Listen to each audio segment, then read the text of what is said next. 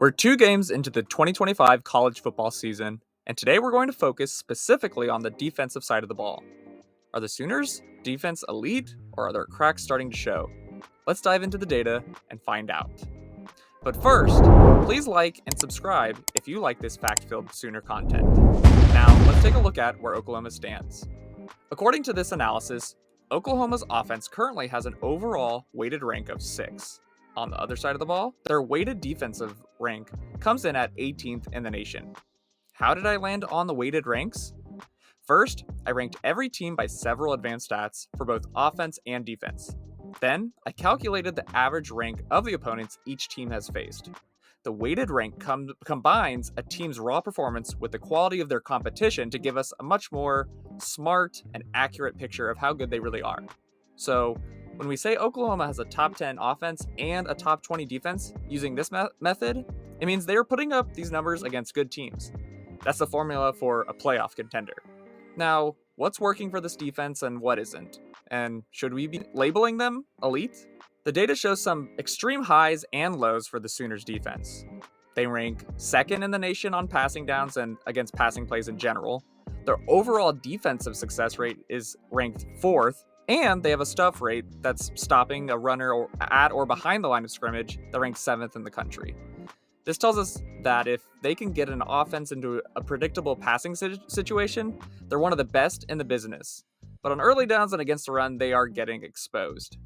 Oklahoma's weakest areas are concerning. They are ranked 135th against rushing plays and on standard downs. They're also struggling with field position, ranked 133rd in average predicted points based on where their opponent starts their drive, and they're giving up big plays, ranking 131st in defending rushing play explosiveness. Now, let's see how Oklahoma stacks up against the rest of the field.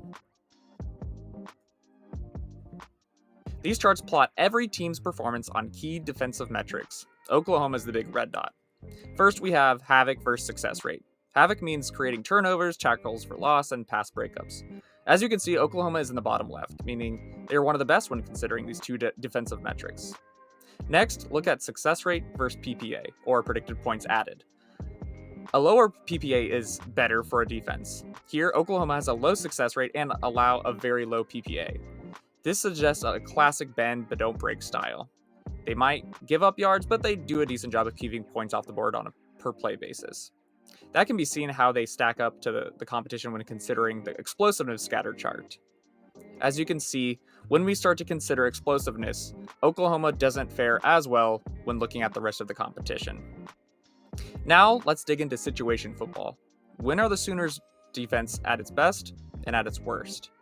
Looking at the average yards allowed by down, first down is a major problem area where they give up over 6 yards per play, but look at fourth down. They're actually generating negative yards on average, which is fantastic. But the real story here is the quarter-by-quarter breakdown. The Oklahoma defense completely falls apart in the third quarter. They allow an average of nearly 9 yards per play in the third quarter, which is significantly higher than other periods. The average PPA chart tells the same story, showing a massive spike in points allowed right after halftime.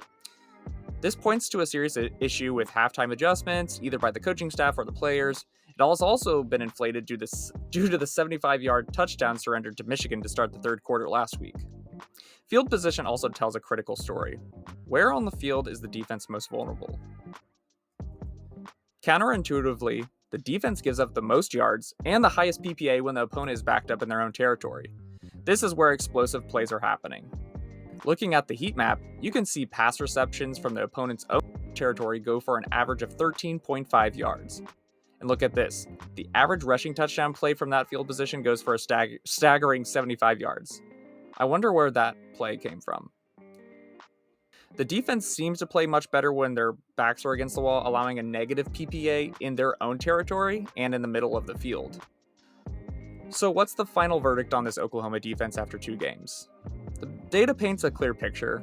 This is a defense with a split personality. The good, they are absolutely elite in obvious passing situations. They have a top 10 stuff rate and success rate, showing they can be dominant at the line of scrimmage.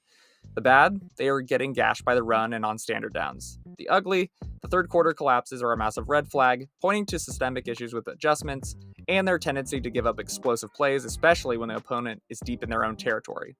It's a recipe for disaster. So can the Sooners fix these issues before they face even better talent, especially considering Auburn, who runs the ball well, and Texas, who has talent as well. They have the talent to be a top-tier unit, but they need to shore up their run defense and figure out what is going on in the third quarter. What do you guys think? Can Oklahoma get this defense sorted out? Let me know your thoughts in the comments below. Don't forget to like, subscribe, and hit that notification bell for more deep dives into the world of college football, especially Oklahoma Sooners. Thanks for watching, and we'll see you next time.